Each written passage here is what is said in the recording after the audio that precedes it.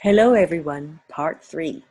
To lighten the COVID's cloud a little, Driftwood Theatre's performing something different, exploring the new Zoom medium. Instead of on stage, we are online. Think casual, think drive-in theatre, think party line telephone, think fun. So welcome to Driftwood Players' reading of The Old Possum Book by T.S. Eliot, part 3. T.S. Eliot loved cats and thought they were special for two qualities they possess in an extreme degree. They are both highly dignified and simultaneously utterly comical. Cat Morgan introduces himself.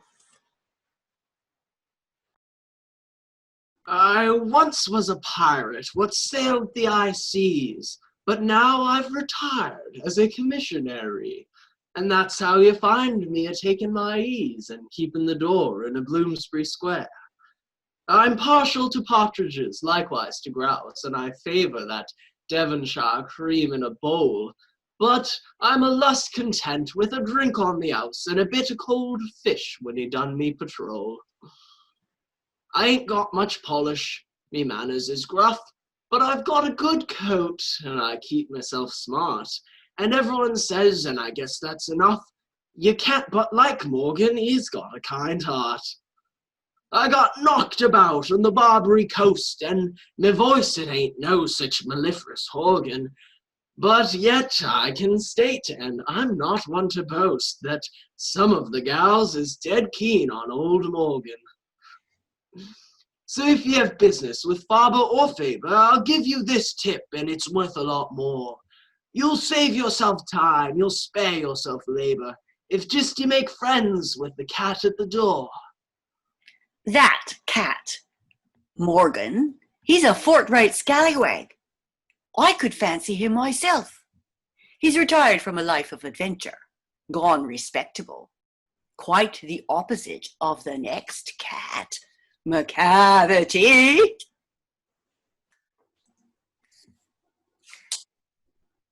Macavity's a mystery cat. He's called the Hidden Paw, for he's a master criminal who can defy the law. He's the bafflement of Scotland Yard, the flying squad's despair.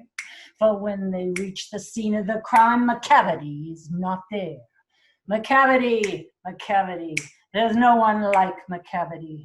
He's broken every human law. He breaks the law of gravity.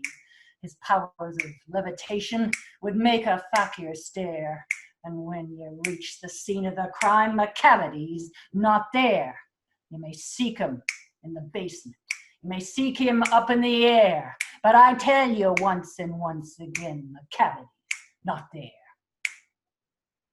Macavity's a ginger cat. He's very tall and thin. You would know him if you saw him, 'cause his eyes are sunken in. His brow is deeply lined with thought. His head is highly domed. His coat is dusty from neglect. His whiskers are uncombed. He sways his head from side to side with movements like a snake. And when you think he's half asleep, he's always wide awake. Macavity, there's no one like Macavity, for he's a fiend in feline shape, a monster of depravity. You may meet him in the by-street, you may see him in the square, but when a crime's discovered, then Macavity's not there. He's outwardly respectable. They say he cheats at cards, and his footprints are not found in any file in Scotland Yard. And when the larder's looted, or the jewel case is rifled, or when the milk is missing, or another peak's been stifled, or the greenhouse glass is broken, and the trellis past repair, aye, there's the wonder of the thing. Macavity's not there. And when the Foreign Office find a treaty's gone astray, or the Admiralty lose some plans and drawings by the way, there may be a scrap of paper in the hall or on the stair, but it's useless to investigate. Macavity's not there. And when the loss has been disclosed, the Secret Service say, it must have been Macavity, but he's a mile away. You'll be sure to find him resting or licking on his thumbs or engaged in doing complicated long division sums. Macavity, Macavity. There's no one like Macavity. There never was a cat of such deceitfulness and suavity. He always has an alibi and one or two to spare. At whatever time the deed took place, Macavity wasn't there. And they say that all the cats whose wicked deeds are widely known, I might mention Mungo Jerry, I might mention Griddlebone, are nothing more than agents for the cat who all the time just controls their operations. The Napoleon of crime. From the devious doings of Macavity, we travel with suavity to Skimbleshanks amid the clanks of the railway yard. Ch-choo, ch-choo, ch-choo, ch-choo, ch-choo, ch-choo. There's a whisper down the line at 11:39 when the night mail's ready to depart, saying, "Skimble, where is Skimble? Has he gone to hunt the thimble? We must find him or the train can't start." All the guards and all the porters and the station master's daughters, they are searching high and low, saying, "Skimble, where is Skimble? For unless he's very nimble, then the night mail just can't go." At 11:42, then the signal's nearly due, and the passengers are frantic to a man. Then Skimble will appear, and he'll saunter to the rear. He's been busy in the luggage van. He gives one flash of his glass green eyes, and the signal goes, "All clear!" And we're off at last for the northern part of the northern hemisphere. You may say that by and large it is Skimble who's in charge of the sleeping car express. For the driver and the guards to the bagman playing cards, he will supervise them all, more or less. Down the corridor he paces and examines all the faces of the travelers in the first and third. He establishes control by a regular patrol, and he'll know at once if anything occurred. He will watch you without winking, and he knows what you are thinking. And it's certain that he doesn't approve of hilarity and riot. So the folk are very quiet when Skimble is about and on the move. You can play no pranks with Skimbleshanks. He's a cat that cannot be ignored. So nothing goes wrong on the Northern Mail when Skimbleshanks is aboard. Oh, it's very pleasant when you found your little den with your name written up on the door. And the berth is very neat with a newly folded sheet, and there's not a speck of dust on the floor. There is every sort of light. You can make it dark or bright. There's a handle you can turn to make a breeze. There's a funny little basin you're supposed to wash your face in, and a crank to shut the window if you sneeze. Then the guard looks in politely and will ask you very brightly, "Do you like your morning tea weak or strong?" But Skimble's just behind him and was ready to remind him, for Skimble won't let anything go wrong.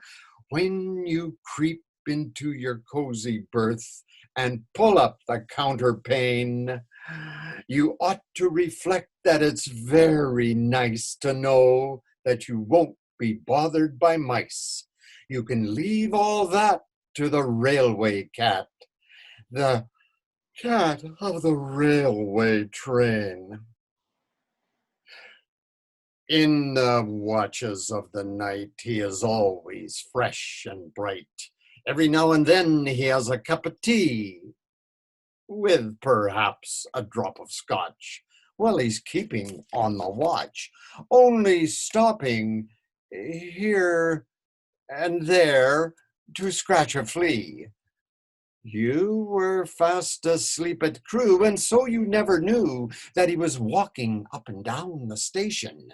You were sleeping all the while he was busy at Carlisle, where he greets the station master with elation. But you saw him at Dumfries, where he speaks to the police if there's anything they ought to know about. When you get to Gallowgate, there you do not have to wait, for Skimbleshanks will help you to get out. He gives you a wave of his long brown tail, which says, "I'll see you again."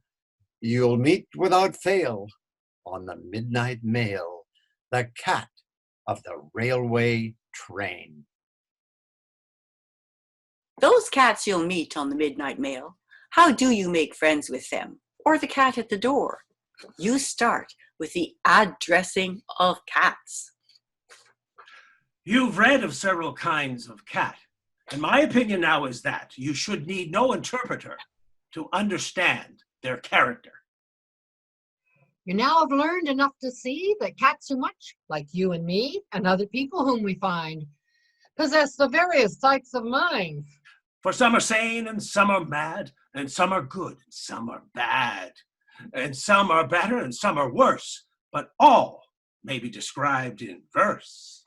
You've seen them both at work and games and learned about their proper names, their habits, and their habitat. But how would you address a cat? So first, your memory I'll jog and say a cat is not a dog. Now, dogs pretend they like to fight. They often bark, more seldom bite. But yet a dog is, on the whole, what you would call a simple soul. Of course, I'm not including peaks and such fantastic canine freaks. The usual dog about the town is much inclined to play the clown, and far from showing too much pride, is frequently undignified. He's very easily taken in. Just, chuck him underneath the chin, or slap his back, or shake his paw, and he'll gambol or guffaw. He's such an easygoing lout. He'll answer any hail or shout. Again, I must remind you that a dog's a dog. A cat's a cat. With cats, some say one rule is true. Don't speak until you're spoken to. Myself, I don't agree with that. I think you should address a cat, but always keep in mind that he resents familiarity. I bow, and taking off my hat, address him in this form. "Oh, cat." But if he's the cat next door, whom I have often met before, he comes to see me in my flat. I greet him with, "Oops, a cat." I think I've heard them call him James, but we've got not so far as names. Before a cat will condescend to treat you as a trusted friend, some little token of esteem is needed, like a dish of cream. And you might now and then supply some caviar or Strasbourg pie, some spotted grouse or salmon paste. He's sure to have his personal taste. I know a cat who makes a habit of eating nothing else but rabbit, and when he's finished, licks his paws so as not to waste the onion sauce. A cat's entitled to expect these evidences of respect. And so in time, you reach your aim and finally call him by his name. So this is this, and that is that, and there's how you address a cat. So this is this, and that is that, and there's how you address a cat. And though they stand very high on their dignity, cats are still very much like you and me. They too grow old, you see. And in the gloaming we glimpse Grizabella, a trifle tottery. Hmm. Remark the cat who hesitates towards you, in the light of the door which opens on her like a grin. You see the border of her coat is torn and stained with sand, and you see the corner of her eye twist like a crooked pin. She haunted many a low resort near the grimy road of Tottenham Court. She flitted about the no man's land from the rising sun to the friend at hand, and the postman said, as he scratched his head, "Huh, you really have thought she ought to be dead." And who would ever suppose that was Grizabella the Glamour Cat? Grizabella the Glamour Cat! Grizabella the Glamour Cat! Who would ever suppose that was Grizabella the Glamour Cat?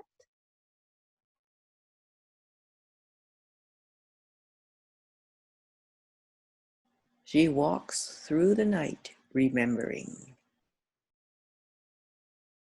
Midnight, not a sound from the pavement.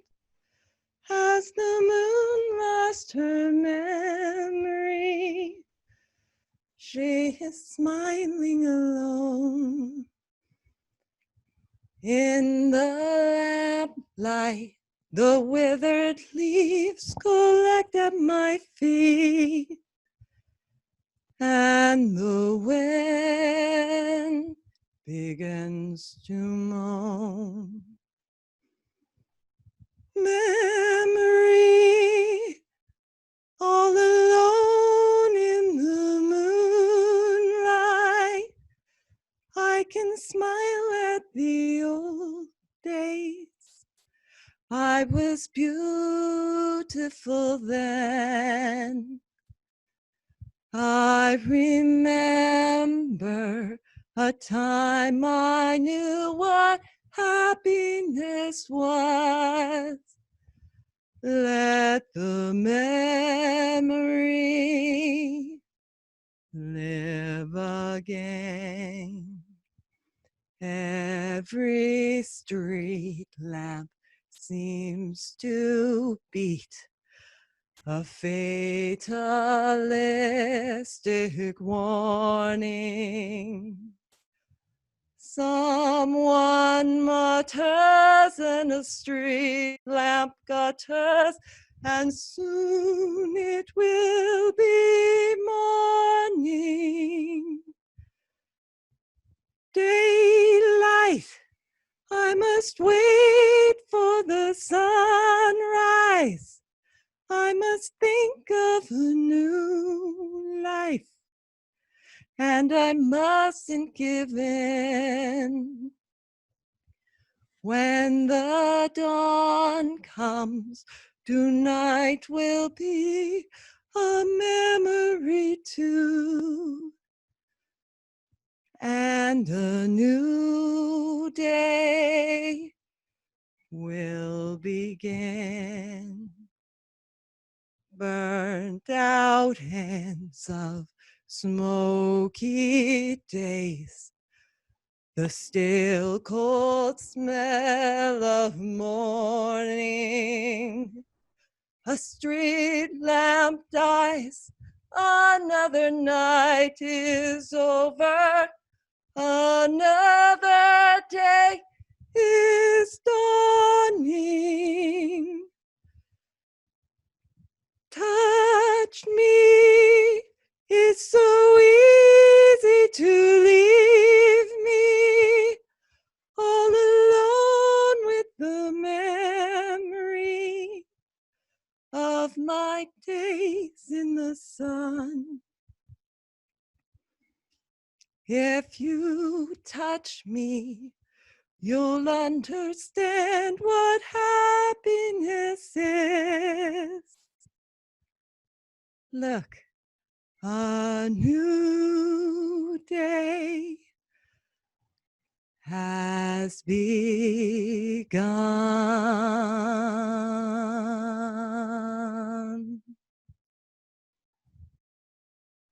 Farewell and good night.